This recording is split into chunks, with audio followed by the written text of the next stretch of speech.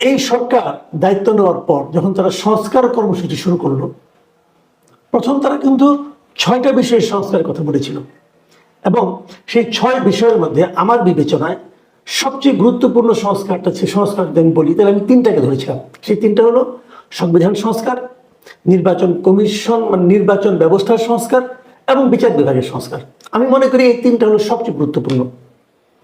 কিন্তু আমি নিজে সম্ভবত সবচেয়ে বেশি কথা বলেছি সংবিধান সংস্কার বিষয়ক যে কমিশন সেটাকে নিয়ে, কারণ কমিশনের গঠন, কমিশনের প্রধান, এই সমস্ত বিষয়ে আমার নানা সীমাবদ্ধতা, নানা আপত্তির কথা আমি আপনাদের সঙ্গে শেয়ার করেছি।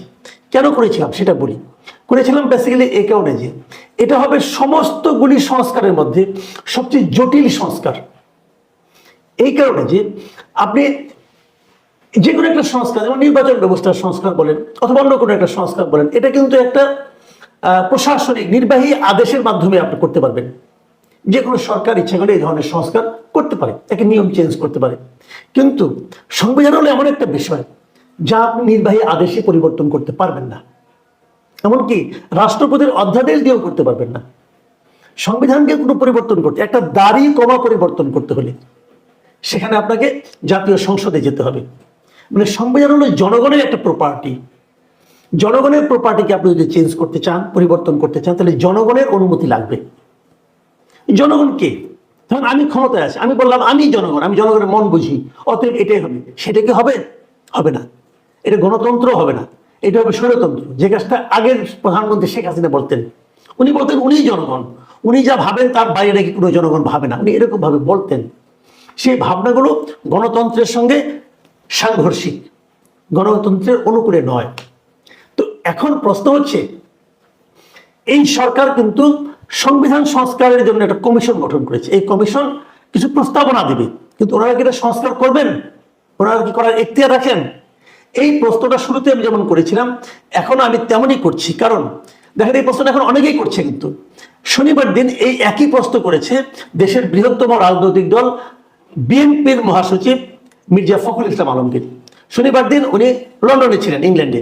সেখানে উনি বাংলার বিভিন্ন মিডিয়া সাংবাদিকের সঙ্গে মত বিনিময়কালে এই কথা বলেন। যুক্তরাজ্য বিএনপির আয়োজনে সভাটা হয়েছিল এবং সেখানে বিভিন্ন সাংবাদিকের সঙ্গে কথা বলাকালে মির্জা ফখরুল ইসলাম আলমগীর যে কথাটা বলেন সেটা হলো, ওনার কথাগুলো আমি আপনাদেরকে পড়ে শোনাই। এই কারণে পড়ে শোনাই যাতে নাকি কোনো রকম মানে দ্বিধা তৈরি না হয়। উনি বলেছেন যে সংবিধান পরিবর্তনে বিএনপির দ্বিমত নেই, সেটা সংবিধান পরিবর্তন বা নতুন করে লিখন যাই হোক না কেন। মানে একটা বিতর্ক ছিল, এটা কি সংবিধান সংস্কার হবে নাকি সংবিধান পুনর্লিখন করতে হবে। উনি বলছেন যে এটা যেটাই হোক ওনাদের কোনো আপত্তি নাই, পরিবর্তন করতে হবে। কিন্তু তারপরে উনি মোক্ষম যে প্রশ্নটা, যেটা আমি এতক্ষণ ধরে বললাম ভূমিকা হিসাবে, অথবা আমি আগেও যেটা বারবার বলেছি সেই প্রশ্নটাই করেছেন। সেই প্রশ্নটা কি শুনুন ওনার মুখ থেকে। তিনি বলেছেন, কিন্তু প্রশ্ন হচ্ছে কে করবে, মানে এই পরিবর্তনটা কে করবে? এটি করার এখতিয়ার কার? সংবিধান পরিবর্তনের দায়িত্ব হচ্ছে জনগণের, আর জনগণের মালিকানার প্রতিফলন হয় সংসদে। কথা কিন্তু সিম্পল। এই যে উনি বলেছেন যে সংবিধান পরিবর্তন করার একমাত্র দায়িত্ব হচ্ছে জনগণের, জনগণ ঠিক করবে। এবং জনগণের প্রতিনিধি হিসাবে তো এই সংসদ সদস্যরা নির্বাচিত হন এবং আসেন। এতদিন আমরা টের পাইনি। কেন টের পাইনি? এতদিন যারা সংসদ সদস্য হিসেবে এসেছিলেন তারা প্রকৃতপক্ষে জনগণের প্রতিনিধি ছিল না। জনগণ তাদের ভোট দিয়ে বানায়নি, জনগণ তাদের ভোট দিয়ে সংসদে পাঠায়নি। তারা হাসিনার ইচ্ছায় এসেছেন, হাসিনার ইচ্ছায় বিদায় নিয়েছেন। কাজে সেটা ছিল হাসিনার পরিবর্তন, জনগণের নয়। কিন্তু আমরা আশা করছি আমাদের আগামী নির্বাচনটা সঠিক, অবাধ এবং সুষ্ঠু হবে। কাজে আমরা এটাও আশা করছি আগামীতে যারা সংসদ সদস্য নির্বাচিত হয়ে জাতীয় সংসদে আসবেন তারা প্রকৃতপক্ষে জনগণের প্রতিনিধি হিসাবে আসবেন এবং তারাই সংসদ এসে তারাই সংবিধানটার পরিবর্তন করার একমাত্র দায়িত্ব পান। দেখুন সংবিধানের পরিবর্তনের আরেকটা ঘটনা বলি। পৃথিবীতে যত দেশ আছে তারা যখন সংবিধানের পরিবর্তন করেন সেখানে কিন্তু জাতীয় তাদের সংসদে, পার্লামেন্টে সিম্পল মেজরিটিতে কিন্তু সংবিধানের পরিবর্তন করা যায় না। সিম্পল মেজরিটি তো হবে না, সেটাকে আপনাকে নিরঙ্কুশ সংখ্যাগরিষ্ঠতা দিয়ে মানে করতে হবে, পরিবর্তন করতে হবে। এখন এই নিরঙ্কুশ সংখ্যাগরিষ্ঠতার এক এক দেশে এক এক নিয়ম। সেটা মানে এত কঠিন করা হয়েছে যেন চাইলেই কোনো দল ক্ষমতায় এসে সংবিধানের পরিবর্তন নাও করতে পারে, না করতে পারে। এটা করা সম্ভব না। অনেক জটিল একটা কাজ। কিন্তু আগামীতে একটা সংসদ, আমাদের এখানে একটা সংসদ আসলো, সেখানে বিএনপি যদি অথবা জামাত অথবা কেউ যদি, যারা ক্ষমতা যাবে, তারা যদি নিরঙ্কুশ সংখ্যা 2/3 মেজরিটি না পায়, 200-র বেশি আসন না পায়, তাহলে তারাও কিন্তু এই সংবিধান পরিবর্তন করতে পারবে না। তাহলে পরিবর্তনটা হবে কিভাবে? যে দলগুলো যাবে তারা যদি নিজেদের মধ্যে ঐকমত্যের ভিত্তিতে সবাই মিলেই ভোট দেয় যে আমরা সংবিধানের এই ধারাগুলো পরিবর্তন করতে চাই, কেবল তাহলেই সংবিধানে পরিবর্তন করা যাবে। গাইড জোরে করলে হবে না ভাই, এটা গাইড জোরের বিষয় না। তো দেখুন আরেকটা কথা কি বলেছেন মির্জা ফখরুল, তার কথার আরেকটা লাইন আপনাদের পড়ে শোনায়। তিনি বলেছেন যে কেউ কেউ বলছেন যে আমরা করে ফেলবো। আপনারা কারা? আপনাদের ম্যান্ডেট কোথায়? কেউ কেউ বলছেন জুলাই আগস্টের ম্যান্ডেট। এটা এভাবে বলা যায় না। স্পষ্ট কিন্তু যারা এখন বিভিন্ন সময় উত্তেজনার বশবর্তী হয়ে সংবিধান মানি না, এটা করি না, এটা নামিয়ে ফেলবো, এটা ঘটিয়ে ফেলবো, যারা বলছেন, এটা বয়সজনিত সমস্যা হতে পারে, কিন্তু আইনগতভাবে এর কোনো বৈধতা নেই। আপনি এটা করতে পারেন না। এবং যারা যারা করেছেন নিশ্চিত থাকেন আপনাদের কখনো না কখনো আইনি ঝামেলায় পড়তে হবে। আপনি এটা করতে পারেন না। গায়ের জোরে সব হয় না রে ভাই। তো এই কথাটা কিন্তু উনি বলেছেন, স্পষ্ট বলেছেন যে আপনারা যেটা করবেন বলছেন, আপনাদের সেই ম্যান্ডেট কোথায়?